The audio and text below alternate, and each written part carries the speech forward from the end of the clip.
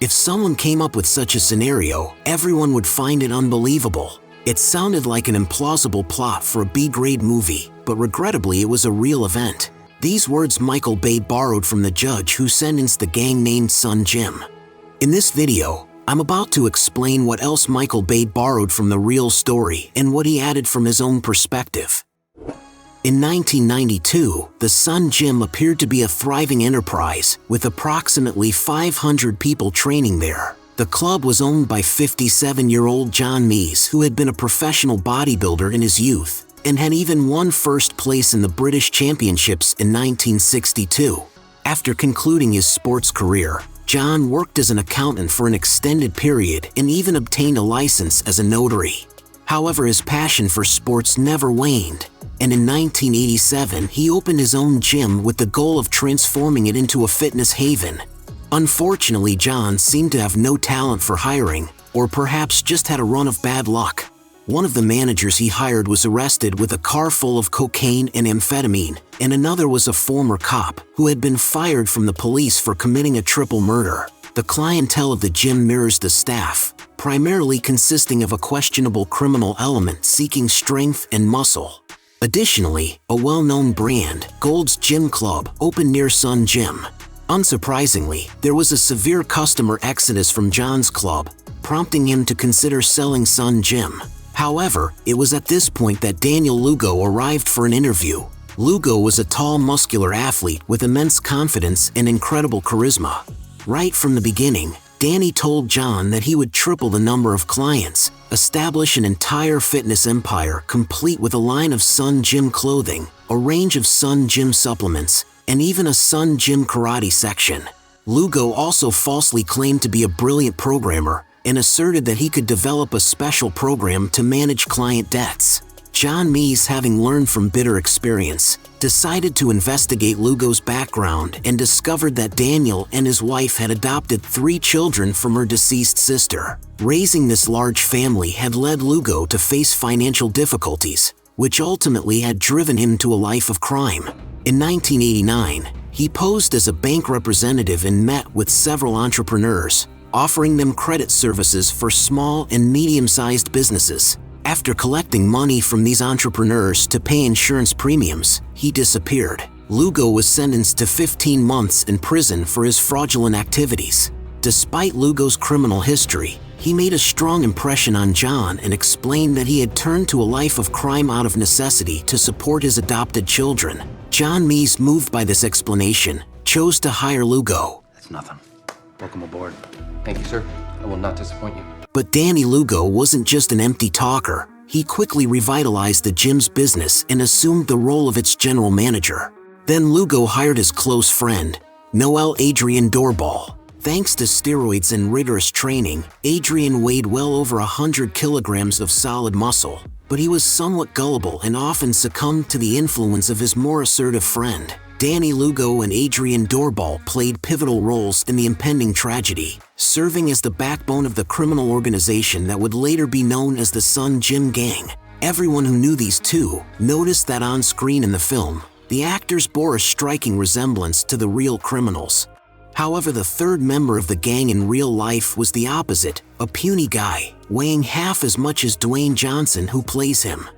The main real-life prototype for The Rock's character was named Carl Weeks. Carl had served a year in the Marines, but was discharged in disgrace for fighting with his commander. He then spiraled downward into addiction, struggling with cocaine and alcohol. At the age of 30, Carl had nearly died of an overdose, after which he sought rehabilitation much like his on-screen character and found faith in Jesus. When Carl came for an interview with Lugo, the real reaction was different from what was portrayed in the movie. Initially, Lugo rejected the devout Carl, saying that someone like him didn't fit in at the Son Gym. However, after a while, Lugo called Carl and invited him for a serious conversation.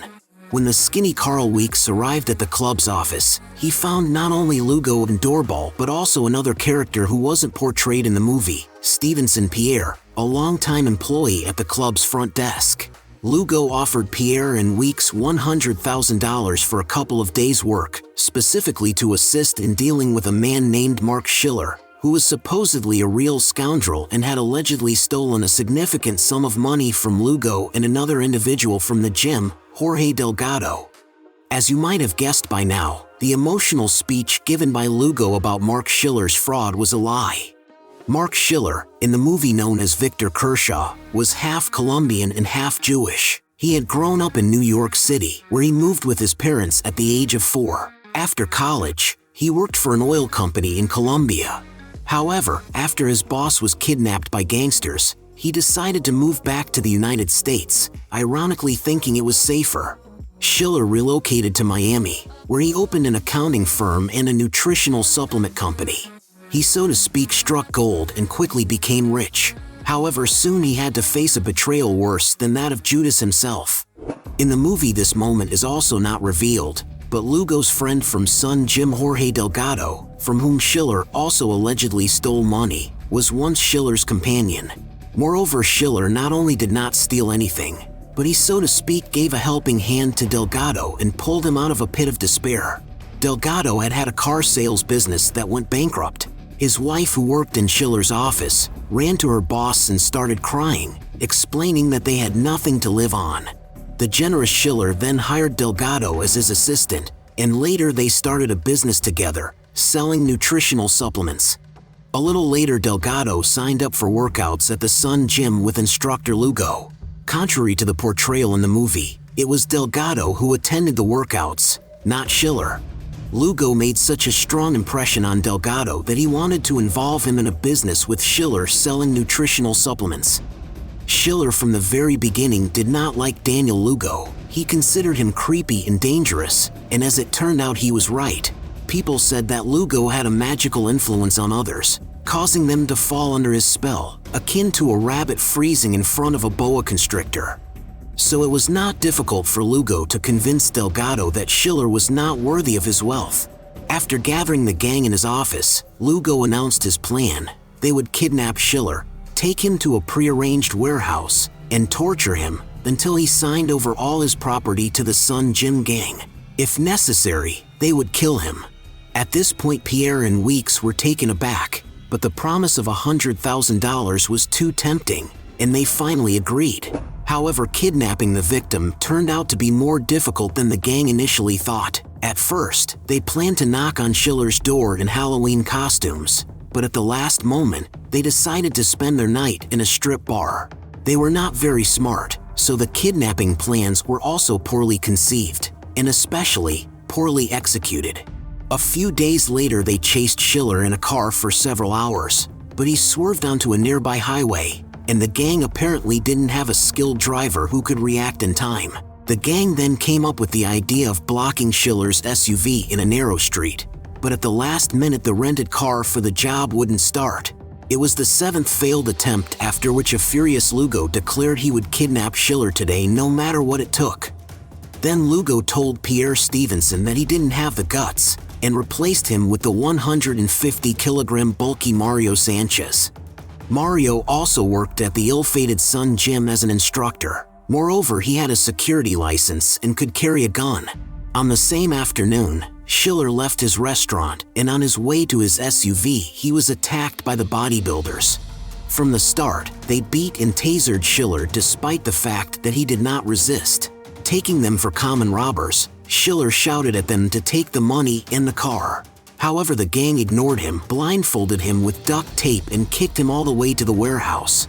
In the warehouse, the bodybuilders tied Schiller to a pipe and presented their demands to him: to call everyone and tell them a false story about his absence, and then sign papers transferring all his property to the last cent. As Schiller would later tell the court, his biggest concern was for his family.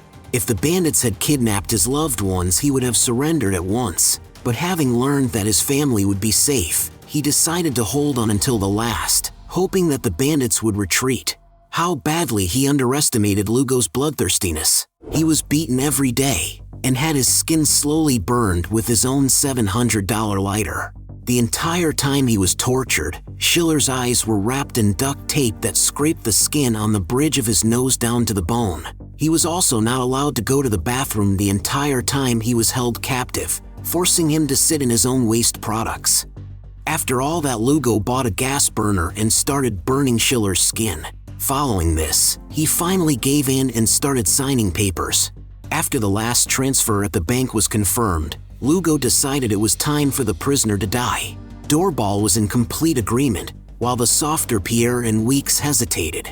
In the movie, The Rock was shown as merciful to the prisoner. His real-life counterpart Weeks also showed mercy by feeding Schiller. He even put a napkin under the duct tape that had cut into the bone on Schiller's nose. As Schiller would later recount, this napkin was the biggest relief for him. However, Weeks was too spineless and lacked authority in the gang to dissuade Lugo from killing. Besides, in reality, Lugo had also rewritten a document giving him the right to receive the insurance money from Schiller's death, so he was doomed. The gang got Schiller drunk and then placed him behind the wheel in an unconscious state, driving the car into a pole. In the movie, the fact that Doorbal fastens Schiller with a seatbelt seems stupid, even for such an ignorant gang, but that's exactly what happened in reality. Doorbal had put Schiller's seatbelt on before the crash, and he survived. He put on his fucking seatbelt? When Lugo saw that Schiller was unhurt, he doused the car with gasoline and placed a propane tank in the back seat for certainty, after which the car was set on fire. Driving away from the scene, however, Lugo noticed that the tenacious Schiller had gotten out and started running away. Behind the wheel of the gang car was Weeks, and Lugo ordered him to run Schiller over. Carl was not a very experienced driver, so he only managed to hit the dodging Schiller a little. Lugo ordered him to run over the poor guy with the rear wheels, and Carl managed to fulfill this order several times, but soon a passing car scared the bandits away. As a result, the mangled and burned Schiller was left lying under the overpass. In the movie, the main characters were portrayed as being in desperate need of money, leading them to commit a brutal crime. However, in reality, the investigation revealed that this was not the case. A few months before the kidnapping, Doorbal deposited more than $1 million into an account. It would later turn out that it was Lugo's money, which he couldn't put in his name because he was on probation. This $1 million was obtained through a fraudulent scheme to obtain health insurance on front men. In the future, this $1 million would become the court's main argument about the social danger of the gang members, and it played an important role in passing a harsh sentence. After the medics rescued the main Schiller, he came to his senses and decided that his suffering was over and justice should finally prevail. However, it was only the beginning for him.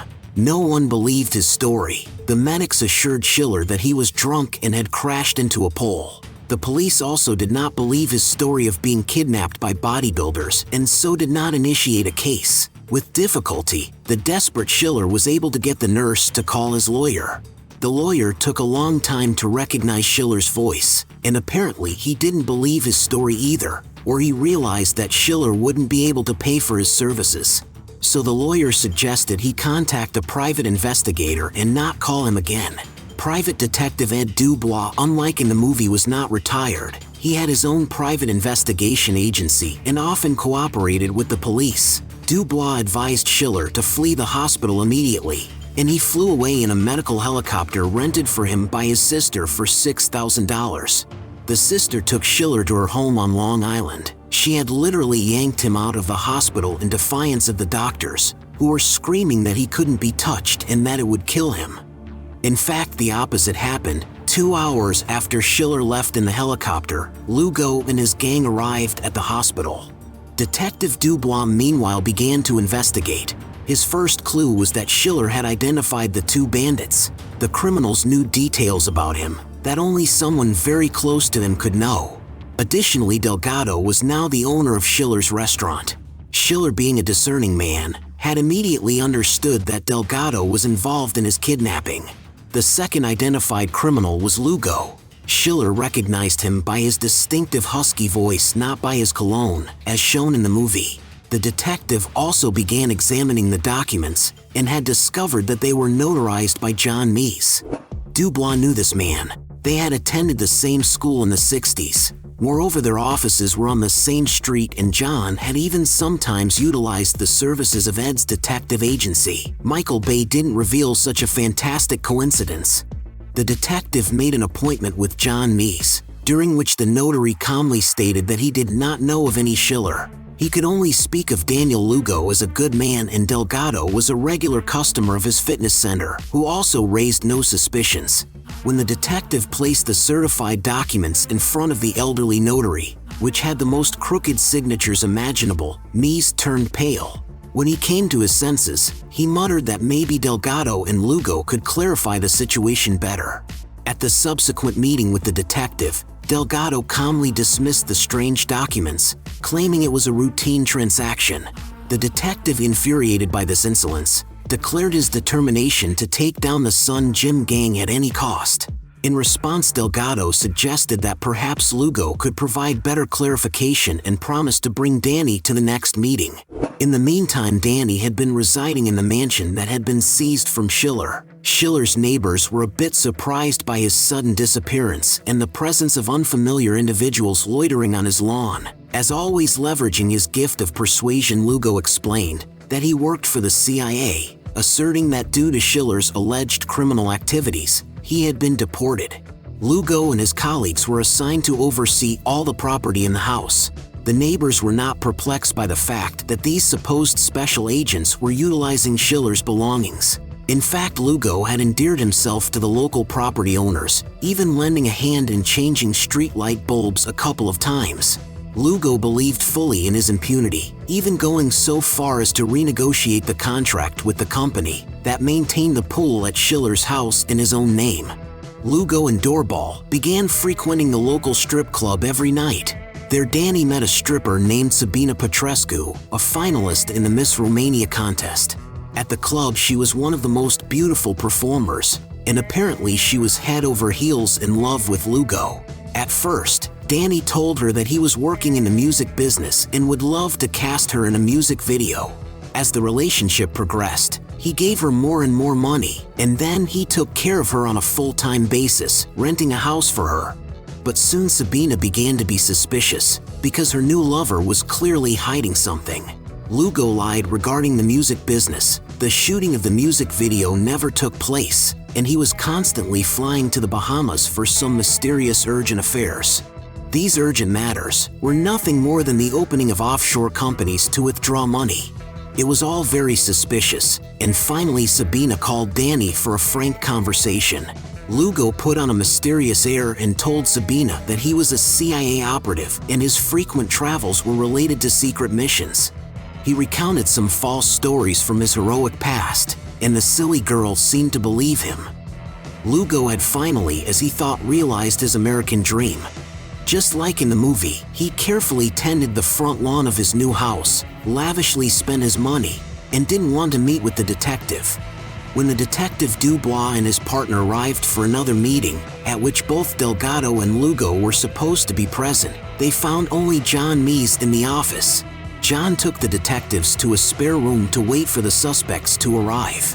What happened next is hard to believe, but that spare room turned out to be Lugo's office. Moreover, the resourceful detective took the opportunity to thoroughly check the desk and drawers and then looked in the trash bin full of papers. Most of these papers were later presented in court, as almost all of them were nothing short of perfect proof of the suspect's guilt. There were checks for over $160,000, all covered with crumpled Schiller's signatures. With what they believed to be concrete evidence, Du Bois and Schiller went to the police. Initially, their case was forwarded to the Elite Investigation Department, specializing in handling kidnapping and extortion. However, they were shocked when the police informed them that the Elite Department would not investigate the case, and instead transferred it to a lower department as a simple robbery. Over time, the case gradually began to lose momentum. As it would later turn out, the police found the evidence insufficient, considering Schiller's story to be fantastical. Some even joked that he deserved an Oscar for the best fictional screenplay. While Detective Du Bois worked tirelessly to promote the solution of the case, the Sun Jim gang, having gained confidence, started searching for a new victim.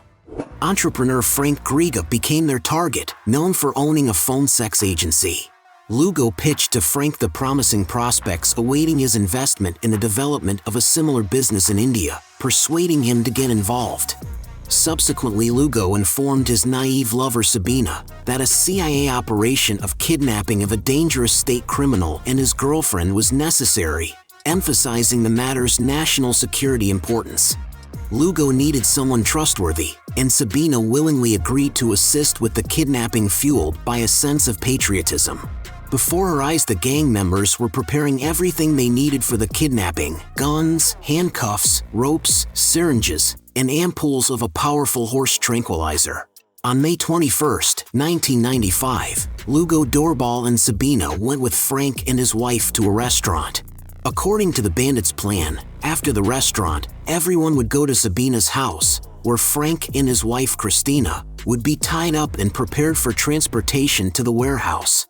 Sabina was instructed to divert Christina's attention, while in the next room special agents would tie up Griga. But fate had spared Sabina from complicity in this crime. Griga went home after dinner despite the bandits' attempts to persuade him. Lugo and Doorbal arranged another dinner with the businessman, but without Sabina. On the evening of May 24th, Griga was last seen alive driving away from his home in a yellow Lamborghini. The restaurant where they had agreed to have dinner turned out to be closed, and everyone went to Doorbal's apartment. Lugo and the businessman's wife Christina were watching TV, while Doorbal and Griga went into the next room to discuss something. After a few minutes, a commotion and shouting erupted. Christina rushed over to see what was going on, and Lugo ran after her. In contrast to the movie portrayal, it was Doorbal who killed the businessman, not Daniel. Doorbal, with his formidable steroid-induced strength, miscalculated his power and forcefully struck Griga's head against a corner, breaking his skull. He then started strangling him. The room became a gruesome scene, with blood splattered almost to the ceiling. Christina witnessed the horror and screamed. Lugo grabbed her from behind, covering her mouth with his palm, and dragged her into the next room. Doorbal arrived and injected the girl with a tranquilizer. After taking a deep breath, the criminals checked Griga's condition. The businessman was dead. During this time, George Delgado was at home awaiting a call, as he was supposed to assist in relocating Frank and Christina to a rented warehouse. He didn't receive the call until the next day, when Lugo, frustrated by the impasse, decided to steal at least something from Griga's mansion. Upon learning the access code from his wife, he took Sabina with him on another secret mission. After arrival at the luxurious mansion, it became evident that the code was incorrect. Lugo called Doorbal, instructing him to wake up Christina and obtain the correct code. Doorbal conveyed to Danny in a straightforward manner, "That bitch is getting cold." The next day, Lugo and Doorbal went to the hardware store to buy everything they needed to dispose of the corpses, and all of their purchases amounted to a symbolic $666. After cutting the clothes off the corpses, the criminals thoroughly wiped the bodies with towels to destroy fingerprints. Then, when they attempted to use a chainsaw to cut the bodies apart, the bandits neglected to read the manual, which specified pouring oil into a special reservoir before operation. The chainsaw's motor only ran for a few seconds and stalled. Delgado was sent for oil, but when he brought it back, the saw still wouldn't start. Apparently, in their attempt to start it without oil, the criminals burned the motor. Lugo then didn't hesitate to go to the store with the broken chainsaw and demand an exchange. In the movie, there's also a scene where The Rock barbecues the hands of corpses to eliminate fingerprints. In reality, this did happen, but it was Lugo himself who did the barbecuing. The Rock's real-life counterpart, Weeks, was not involved in the last kidnapping at all. Despite the gang's efforts to cover up their dirty deed, they left too many leads. Numerous people had seen them with the victim the day before. Moreover, as the gang members were trying to dispose of the yellow Lamborghini, an acquaintance of the murdered businessman recognized them and promptly reported to the police. 8 days after Frank and Christine's disappearance, Detective Du Bois received a call from an old friend in the police force. This friend informed him that they were currently investigating a missing persons case, and one of the suspects appeared to be the same guy, Lugo, who was accused of kidnapping Marc Schiller. Now no one was laughing anymore, nor talking about fictional stories and Oscars. The police finally got to work, marking the beginning of the high-profile Sun Jim gang case. Almost all members of the gang were apprehended without any problems. However, when they searched for the gang's leader, they only managed to catch his girlfriend Sabina. During the interrogation, Sabina confidently insisted that Daniel Lugo was a government agent on a secret mission. The police had to do a lot to convince her of Lugo's true identity, after which she admitted that Daniel had flown to the Bahamas the day before on another secret mission. Lugo was quickly arrested and extradited to the United States. During the investigation, Detective Du Bois couldn't comprehend why Griga and his wife had to pay such a terrible price for police inaction. Bitterly, the detective asked the investigators, "How does it feel to live with blood on your hands?" Following such a disgrace, it was decided to organize a show trial and involve everyone who had anything to do with the case. They even found a handyman who had helped change the ID numbers on Schiller's stolen cars. Notary John Meese was charged with 39 counts, including dozens of cases of laundering criminal money, notarial fraud, and direct forgery of documents. Throughout, John Meese constantly maintained his innocence, rejecting the offer to plead guilty and receive a 9-year sentence. In the end, the judge sentenced him to 56 years in prison. George Delgado, not portrayed in the movie, cooperated with the investigation from the outset, and eventually, his lawyers secured a 15-year sentence for him. Sabina Petrescu, now disillusioned about her boyfriend's supposed CIA affiliation, received immunity in exchange for her full cooperation with the investigation. She was well aware of the gang's plans and possessed intricate details about their crimes. Carl Weeks and Stevenson Pierre were each handed a 10-year prison sentence. The investigation unveiled their susceptibility to the influence of key gang members. Lawyers representing Lugo and Doorbal found themselves in a helpless position. This wasn't merely a case of the defendants being 100% guilty on all counts. They had committed genuine terrors. They were deemed fully sane with a compilation of aggravating circumstances against them. The dream of the defense was a life sentence. On July 17, 1998, the state decreed the ultimate punishment, sentencing Daniel Lugo and Adrian Doorbal to death. There was another intriguing moment omitted from the movie. Immediately after Marc Schiller concluded his speech, he was promptly arrested right in the courtroom. The FBI had been pursuing him for 3 years throughout the investigation but refrained from apprehending him until the final moment.